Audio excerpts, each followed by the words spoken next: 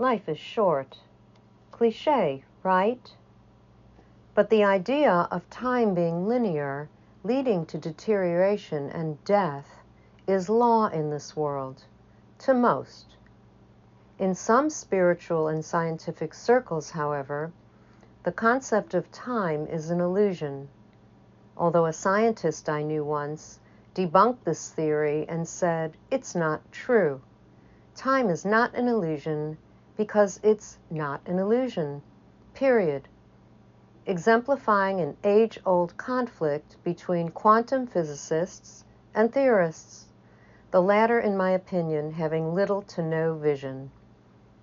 Scientific America states, the flow of time doesn't exist in the equations of physics, and a New Scientist article says, and I quote, time emerges from quantum entanglement, in which two objects are so inextricably linked that disturbing one disturbs the other, no matter how distant they are.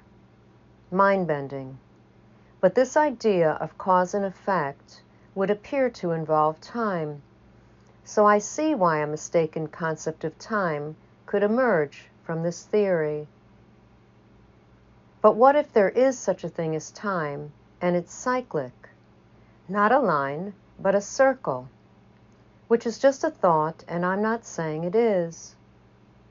But certain situations seem fated to repeat themselves, like bad relationships or unfinished business, possibly from a past life, wagering for another go. But when carelessly redone, they forge the same endless cycle of birth, death, rebirth, and repeat mistakes. Consider the predicament of sharks and rats, which are largely maligned and misunderstood and have the worst reputations. I've always speculated this could be payback from a former life. But if true, I don't think it's fair, and believe justice is better served in the same life as the misdeed committed. Some rats happen to be beloved pets, and a number of sharks manage to escape being snuffed out for shark fin soup, falsely purported to surge human libido. But what about the other sharks and rats? What could these unlucky sentient souls have done in past lives to be doled out fates of being perpetually hunted? They don't even remember what they did. So where's the justice? I won't say what happens to them in this world, but can you tell there are other ways to regard them? And it's hypocritical to accuse sharks of being man-eaters when humans consume them in soup. All of this leads to a story. I met a shark once in the wild.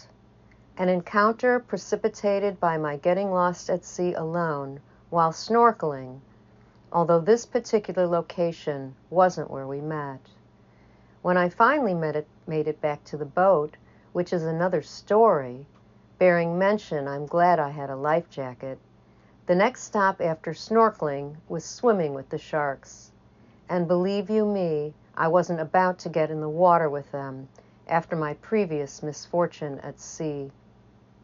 I envied those alpha people in wetsuits and fins, bravely descending into the ocean with king-size predators. But they lingered too long, and knowing it was time for cooked chicken, the sharks became impatient and bumped the waiters repeatedly to get out. Returning to the boat, the alpha kids were ecstatic, and one said to me, "Did you see that?" referring to the full-on body smack he received from a shark.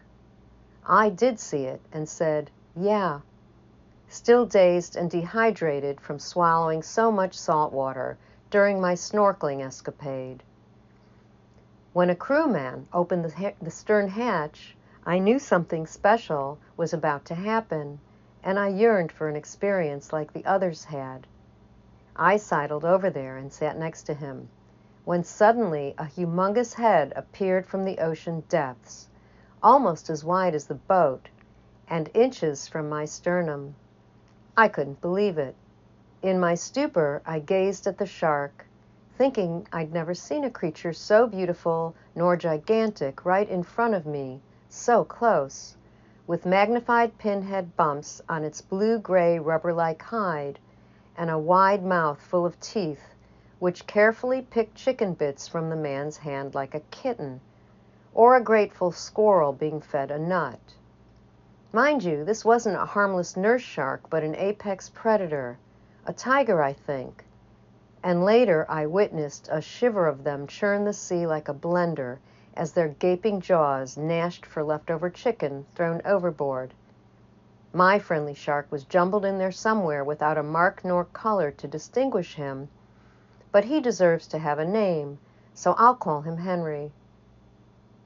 While communing with Henry before his group squalor, I had an epiphany, which seems so obvious now, that this gentle creature was just trying to survive, like the rest of us.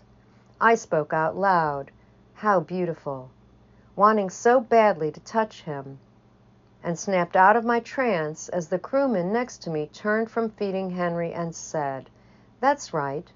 You just have to understand them." I see the big picture now. Two objects far apart, simultaneously sharing the same experience, because, like time, separation is also theorized as illusion, and the link between objects is inextricable because they're not actually separate, but rather the same entity, no matter the distance between them. Gentle Henry, with his conserved primal instincts to survive, incorporates all of nature, and in that moment with him years ago, I was the shark, and still am to this day, from very far away.